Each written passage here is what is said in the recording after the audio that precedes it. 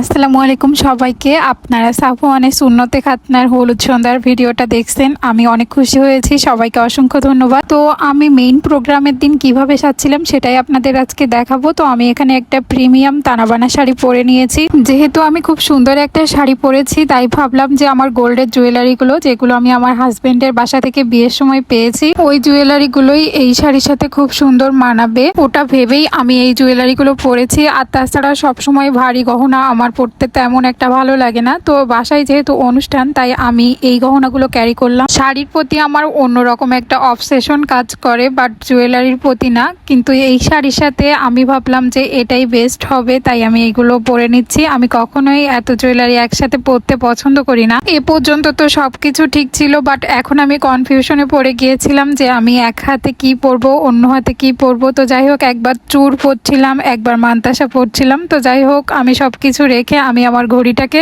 বাম হাতে সেট করে নিলাম। দেন আমি ভাবলাম কোনো কিছুই পরবো না, চূড়ও না, মান্তাসাও না। কিন্তু এভাবে আমার অনেক সিম্পল মনে হচ্ছিল, হাতটা অনেক খালি খালি মনে হচ্ছিল, তাই আমি ডান হাতে আমার মান্তাসাটা পরবর্তীতে সেট করে নিয়েছি। আমি তো একটার মধ্যে রেডি হয়েছিলাম, বাট ডাক্তার সাহেব হসপিটাল থেকে আসতে একদম প্রায় 3টা বেজে যায়। তো যাই হোক, তারপরে আমরা রওনা দিয়ে দিই। আমরা যেহেতু লেট করে গিয়েছিলাম, তাই যাওয়ার সাথে সাথে আমরা খেতে বসে যাই। এবং ট্রাস্ট মি, প্রতিটা খাবারের টেস্ট আমার এত বেশি ভালো লাগছিল।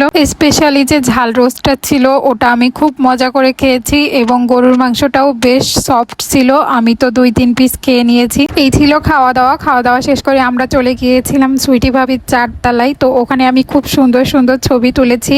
আর যেহেতু ডাক্তার সাহেব লেট করে এসেছিল, তাই আমার জন্য গোলাপ ফুল নিয়ে এসেছিল। ওই গোলাপ ফুল দুটা পরবর্তীতে আমি আমার খোপায় সেট করে নিয়েছিলাম এবং খুব সুন্দর লাগছিল আমাকে। That's all for today. Pray for us, take care and আল্লাহ হাফেজ।